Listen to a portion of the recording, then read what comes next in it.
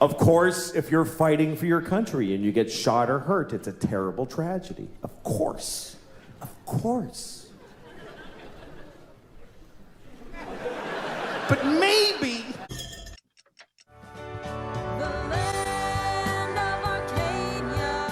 Well, hello there, my friends. Rafi here from the Endgame Investor with this week's Silver Report for Arcadia Economics. And we have a lot to talk about today. I'm reporting to you on Friday morning from northern Israel, and it looks like the United States just bombed Syria. But don't worry, it has nothing to do with what's going on here. Absolutely nothing. Because why the hell would it? Meanwhile, we're closing in on the final financial crisis, and we see that from the abysmal action in the miners. But this has happened before, especially just prior to the financial crisis of 2008, and it is happening again. And we know what happens after that. They print money. And with what looks to be a possible World War III playing out right to the north of me, you might want to get some gold and silver before something crazy happens. Anyway, let's see what the U.S. Secretary of Defense just said about what just happened a few minutes ago. I'm just a messenger here. Says Secretary of Defense Lloyd J. Austin III statement on U.S. military strikes in eastern Syria on October 26th, 2023. Today, at President Biden's direction, U.S. military forces conducted self-defense strikes at two facilities in eastern Syria used by Iran's Islamic Revolutionary Guard. We'll go to the last paragraph here just for the key. These narrowly tailored strikes in self-defense were intended solely to protect and defend U.S. personnel in Iraq and Syria. They were separate and distinct from the ongoing conflict between Israel and Hamas and do not constitute a shift in our approach to the Israel-Hamas conflict. Well, okay.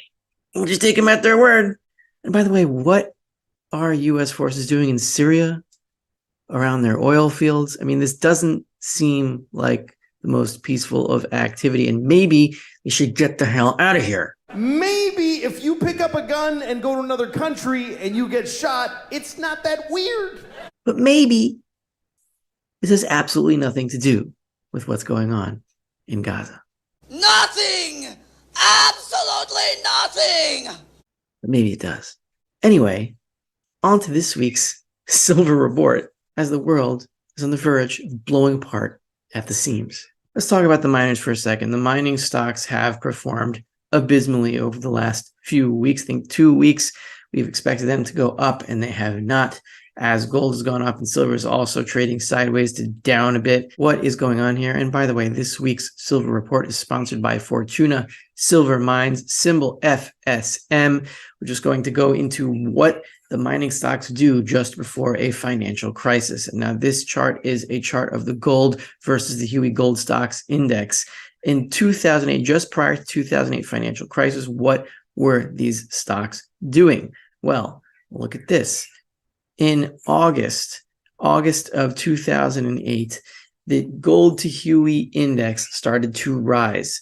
And into October, into the peak of the financial crisis panic, these stocks sold off spectacularly relative to gold and silver. When the gold and silver mining stocks perform this poorly, it generally means that a financial crisis is just around the corner. And once the Fed turns around and starts printing, stocks like FSM and other gold and silver miners are going to catapult like they never have before in all of history. This is what I sincerely believe, because I think that when the Fed finally turns, it will print something like $9 to $10 trillion in a matter of days. And what is going to happen then is that the dollar is going to collapse. And when the dollar collapses, that means that all companies, all stocks that denominate their earnings in terms of dollars are going to sell off. And what stocks are going to be bought on that panic? Well, those will be the gold and silver mining stocks, because they are the only ones that actually make physical money. In a time when the derivatives are collapsing, that is when money will move from the general stock market into the gold and silver miners, and it will be a veritable flood. It's hard to see now, but this is what has happened after the 2008 financial crisis, after the printing started. It's what happened after the 2020 financial crisis from the lockdowns, after the printing started. It's what's going to happen now after this next financial crisis and final financial crisis, in my opinion, when the printing gets started. So you do not want to chase these. You want to be in now. This is not advice. This is what I am doing, and I do not give financial advice. Anyway, another quick lesson on hyperinflation and rate hikes do not solve it. So it doesn't matter how high the Fed hikes rates. It's not going to solve the inflation crisis. And we'll show a few examples here. The first is Turkey. There is news that they just hiked rates from 30 to 35%. The Central Bank of Turkey just hiked rates to 35%. You'd think, well, yeah, well, that's great. That's going to solve inflation. But no, that will not solve the price inflation problem, because price inflation is closer to 80% in the country. So if you have an offer of 35% interest, when your food prices, Turkey food inflation here, when your food prices are rising more than twice as fast as the rate of interest you can get in a bank, why the hell wouldn't you spend the money on food instead of putting it in a bank? So in order to quell inflation here, or consumer price inflation, Turkey has to hike rates to about 200%, which they have done in the past.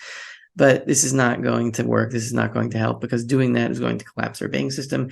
But here's another thing they could do to stop inflation. Stop expanding their damn balance sheet, the central bank. Well, it's up to like 600 billion, trillion, schmillion, whatever that number is. It doesn't even matter. It keeps going, going, going. And this shows you that hyperinflation is unstoppable, because the parabola has to continue. It must always keep going higher and higher and higher. And there is no stopping it once you start the fiat currency system. There is no stopping it. Central banks can do whatever they want, and they cannot stop hyperinflation once they move to a fiat system. It is inevitable, and that is what you have to understand. And now, where are we on the price inflation front? Well, we're going to look at a few futures charts here. This one is the all-time chart going back to 1970 for live cattle, for meat prices, basically. And you see here on the chart, we are basically at all-time highs. So meat prices, it's at, what does it say, 181.125 here.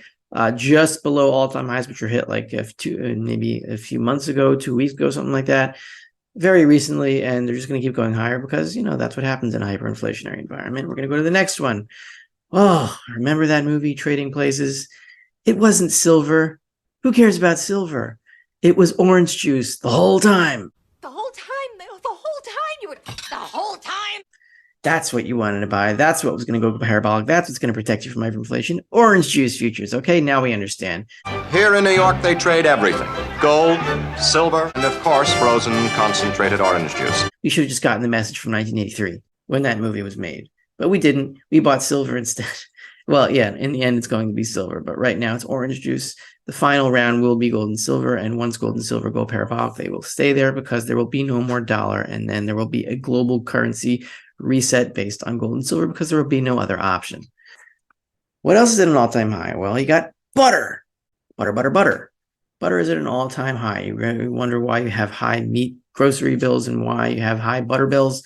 It's because the butter and the meat futures are at all-time highs. This is not going to be good for consumer price inflation. We are already on the second wave of it. Even though interest rates are close to 5%, there is nothing the Fed can do to stop this. Now we're going to move to Japan. Lots of problems in Japan. The yen has broken 150. It started to really collapse until the Bank of Japan did something, and the yen graph is now shaky at around 150, going up and down in a crazy fashion. But this is why Japan must end yield curve control, because look at its consumer price inflation. For food prices, they're going up at 9% annual. And if you read this paragraph, food prices in Japan rose by 9% from a year earlier in September 2023, quickening from an 8.6% increase in the previous month, while pointing to the steepest increase since July 1976. If you look at some of these statistics, they are unbelievable. Vegetables are up 13.1% versus 4.3% in August. Cooked food is still up 9.2%. All these, you can read them. You can pause the video here and look at these things. Dairy products and eggs are up 20.6%. This is unbelievable. Hyperinflation in Japan seems to be taking hold, and they have got to stop the fall in the yen, but they can't. The yen is headed towards hyperinflation. Exactly when it goes completely out of control, I don't know, but that's definitely the direction we're in. This is the yen chart, and this is a 5-minute candle chart. You can see what happens in the space of 5 minutes per candle here. This is October 26th, yesterday. This is the action in the yen. I think the yen hit a high or a low of 1.150 point, whatever that number is, 150.8, let's say. You can see here on a 5-minute candle, somebody smashed it down to 149.8. So it went about a whole handle from 150.8 to 149.8 in the space of 5 minutes. The only power that can do that is the Bank of Japan. They are running for their lives, but they cannot get the yen back under 150. It depends how much dollar cash they have under their belt in order to protect the yen. And when they run out of that, they're going to have to sell treasuries again, and the yield is going to climb again. And you see what's happening in the 10-year and 30-year yields.